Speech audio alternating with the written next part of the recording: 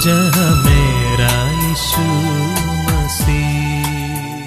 परमेश्वर के महान नाम की महिमा हो। आज सुबह आपके साथ जुड़ने के लिए परमेश्वर ने ये अवसर मुझे भी दिया, इसलिए मैं परमेश्वर का धन्यवाद देता हूँ। आज हम सब जब अलग अलग जगह से बैठकर परमेश्वर की आराधना करते हैं, उसी आराधना के विषय में कुछ शब्द मैं आज आपसे साझा करना चाहता हूँ। जिस व्यक्ति ने चांद पर सबसे पहली बार कदम रखा, उसका नाम था नील आर्मस्ट्रांग। नील आर्मस्ट्रांग जब चांद पर पहुंचा, उसने ये देखना चाहा कि पृथ्वी कहाँ है। वो दूर देखता है एक छोटा सा गोला जो नीले रंग का है और वो काफी छोटा है। उस गोले को वो अपने अंगूठे के पीछे छुपा सकता है। इतने छोटे से गोले को वो चांद पर से देखकर आश्चर्यचकित हो जाता है कि ये वही पृथ्वी है जिस पर वो घूमता था।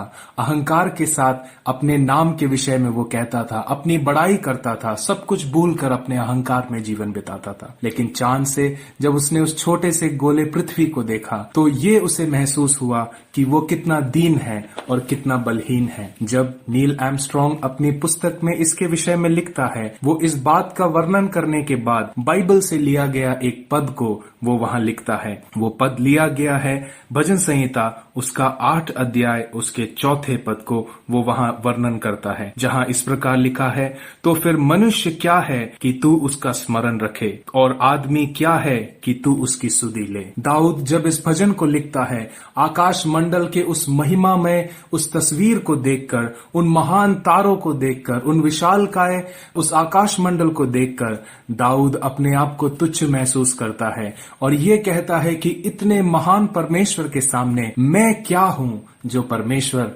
मेरी सुधि लेता है। जब हम बाइबल में आगे पढ़ते हैं, मनुष्य की सुधि लेने के लिए परमेश्वर ने अपने एकलौते पुत्र को इस संसार में भेजा। यशाया नबी की पुस्तक उसका 7 अध्याय 14 पद में उस इम्मानुएल परमेश्वर के विषय में भविष्यवाणी को हम देखते हैं। मत्ती रचित सुसमाचार 1 अध्याय उसका 23 पद में जब हम आते हैं, वहां वो भविष्यवाणी पूर्ण हो जाती है और उस गर्भवती से एक बच्चा जन्म लेता है जिसका नाम इम्मानुएल होता है, जिसका अर्थ है परमेश्वर हमारे साथ है। यूहन्ना जब उसका विवरण देता है, वो इस प्रकार कहता है कि परमेश्वर ने मनुष्य के बीच में डेरा किया। जब हम पौलुस के पास आते हैं और जब पौलुस उस बात का विवरण कहता है, फिलिपियों की पत्री उसका 2 अध्याय 6 पद से लेकर 8 पद तक जब हम पढ़ते हैं, वहां पौलुस एक ऐसे परमेश्वर के विषय में कहता है, एक ऐसे मसीहा के विषय में कहता है जो परमेश्वर के स्वरूप में था, फिर भी उसने उसको अपने पास रखने की वस्तु ना समझकर, जो परमेश्वर के तुल्य था, उसने अपने आप को शून्य किया, मनुष्य का रूप लेकर मनुष्य की समानता में मनुष्य के बीच में प्रकट हुआ, और यहाँ इतना ही नहीं, वो मृत्यु तक आज्ञाकारी रहा।